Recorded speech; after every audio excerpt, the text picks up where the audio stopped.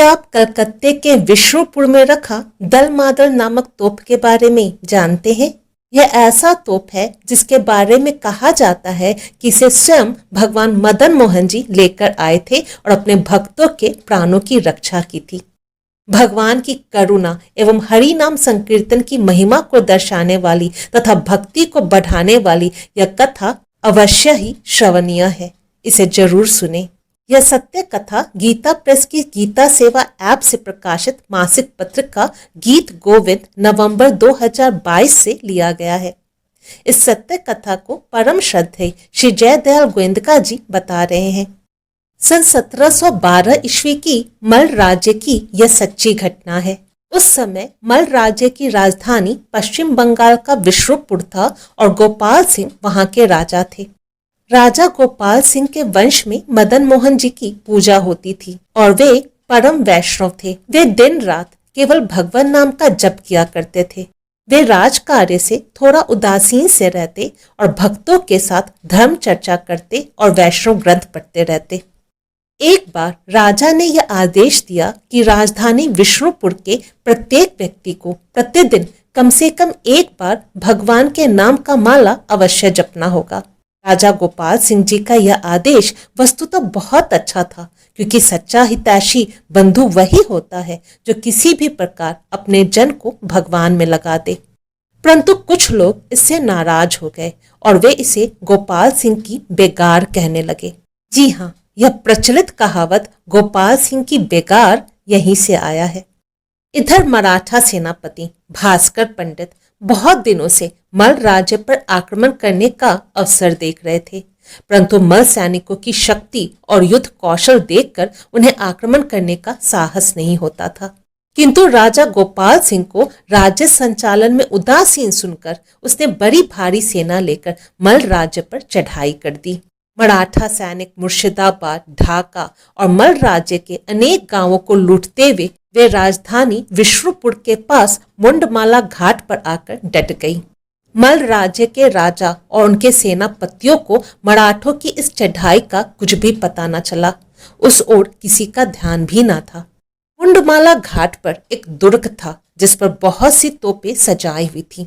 पुरानी व्यवस्था के अनुसार मल राज्य में पैर रखने के पहले शत्रु को या तो इस दुर्ग पर अधिकार करना पड़ता था या पराजय स्वीकार करके भागना पड़ता था।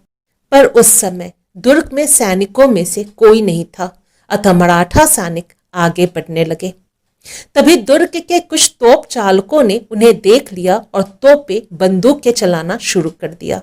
से मराठों के बहुत से सैनिक मारे गए, फिर भी उन्होंने दुर्ग पर अधिकार पा लिया। दुर्ग की सेना ने भागकर राजा को सूचना दी कि मराठे राजधानी की ओर आ रहे हैं। राजा गोपाल सिंह ने यह सुनकर आदेश दिया कि सब लोग अपनी धन संपत्ति और परिवार को लेकर भीतरी दुर्ग के अंदर चले आए। प्रजा भयभीत हो गई। जिसके पास जो कुछ था उसे लेकर बाल बच्चों सहित सबने भीतरी दुर्ग में आश्रय लिया। कुछ लोग धन संपत्ति को वहीं छोड़कर केवल प्राण बचाने के लिए ही दुर्ग में दौड़ आए। अपनी सेना की पराजय की बात सुनकर राजा ने सोचा कि अब कोई उपाय नहीं है। तब उन्होंने विश्वास पूर्वक दुर्ग में सबको हरि नाम कीर्तन करने की आज्ञा दी। राजा ने राजधानी के सब लोगों के साथ हरि नाम कीर्तन करना आरंभ कर दिया। हरि नाम की तुमुल ध्वनि से भीतरी दुर्ग गूंज उठा। अब तक रात्रि हो चुकी थी। भास्कर पंडित की थकी सेना रात्रि में विश्राम करने लगे, पर मल राज्य के सेनापति निश्चिंत नहीं थे। राज्य में एक संथाली सेना थी। वे लोग बहुत विश्वासी और साहसी थे। उन्होंने प्रतिज्ञा की कि प्राण भले ही चले जाएं, पर मराठों को भीतरी दुर्ग की ओर एक कदम भी नहीं बढ़ने देंगे। इसी उद्देश्य से उन्होंने राजा की आज्ञा की प्रतीक्षा न करके मलभूमि की स्वाधीनता की रक्षा के लिए रातों रात भीतरी दुर्ग के चारों ओर सेना सजा दी और बड़ी तोपों को बारूद भरकर तैयार कर लिया। धन भंडार को महल के गुप्त स्थानों में छिपाकर रख दिया गया। राजा को इन सब बातों का कुछ भी पता न था।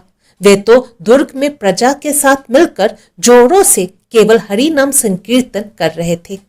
सबेरा होते ही लड़ाई आरंभ हो गई।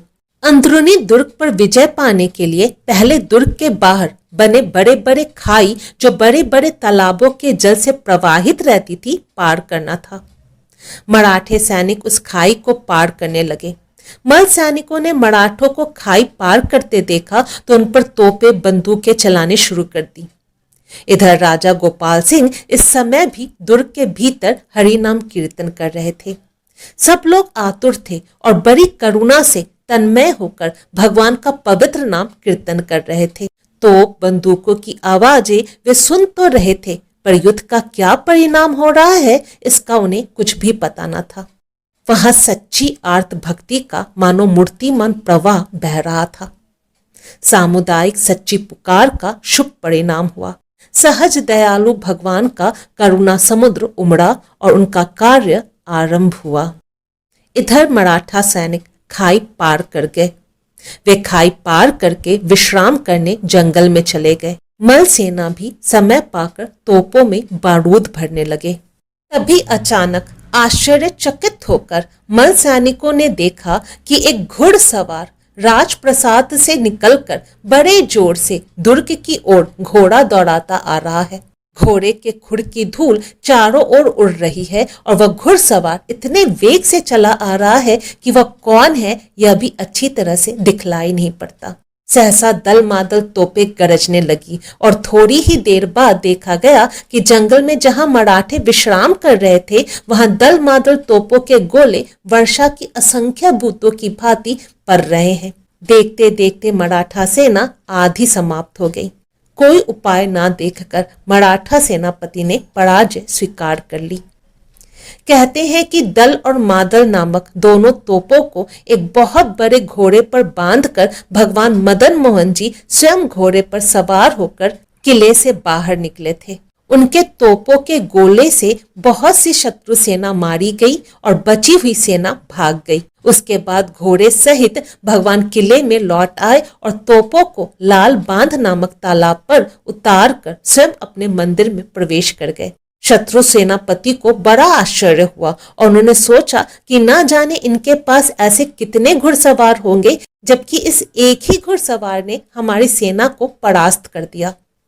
वे भयभीत हो मंत्री सहित घोड़े के पीछे पीछे विष्णुपुर के राजा गोपाल सिंह के पास महल में आकर शरणापन्न हुए। उन्होंने राजा से कहा, आपके एक ही घुड़सवार वीर पुरुष ने तोपों के गोलों द्वारा हमारी सारी सेना को तहस नहस करके पराजित कर दिया। आपके पास ऐसे कितने वीर पुरुष हैं? राजा ने कहा, हमारे पास तो ऐसा कोई घुड़सवार नहीं है जो घोड़े पर तोप बांधकर युद्ध करे। मराठा सेनापति ने कहा, यह तो प्रत्यक्ष की घटना है। दोनों तोपें अब भी लाल बांध के इधर उधर पड़ी है और घोड़ा मंदिर के दरवाजे के बाहर मौजूद है एवं घुड़सवार को हमने स्वयं इस सभा मंडप में प्रवेश करते देखा है। यह सुनकर राजा को बड़ा आश्चर्य हुआ। दोनों वहां से सभा मंडप के भीतर गए तो शत्रु सेनापति ने मदन मोहन जी की विशाल मूर्ति को देखकर तुरंत कहा कि बस ये ही तो वे थे। तब राजा गोपाल सिंह ने भगवान मदन मोहन के वस्त्रों को देखा तो वे पसीने से भीगे हुए थे।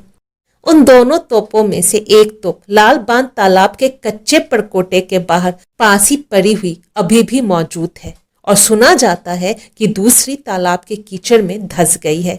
इन्हीं दोनों तोपों का नाम दल मादल है। आखिर दल मादल तोप कहाँ से आया, इस संबंध में श्री सेठ जी कहते हैं, ये दोनों तोपें राज्य में पहले से ही थी या स्वयं भगवान ही इन्हें लाए, यह तो भगवान ही जाने। पर जो तोप मौजूद है उसकी लंबाई करीब 12.5 फुट और इसके पीछे के गोले का माप करीब 8 फुट है तथा गोले निकलने का तोप का मुंह करीब 1 फुट है। उसे देखने से मालूम होता है कि उस जमाने में इतनी बड़ी तोप ढालने का कोई यंत्र नहीं था और वह धातु भी इतनी चिकनी तथा अद्भुत सी प्रतीत होती है जैसे कई धातु मिलाकर बनाई गई हो। सैकड़ों वर्ष बीतने पर भी उस पर कहीं कोई जंग बिल्कुल नहीं लगा है।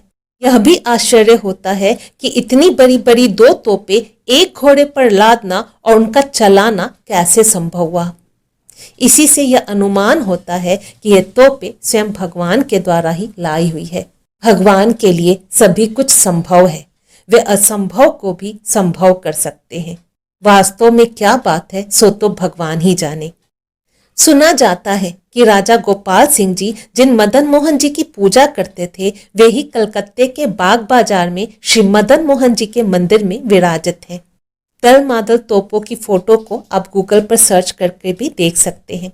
जय श्री हरि। यदि यह वीडियो आपको अच्छी लगी तो इसे लाइक शेयर और कमेंट करें, साथ ही चैनल को जरूर सब्सक्राइब करें। जय श्री हरि।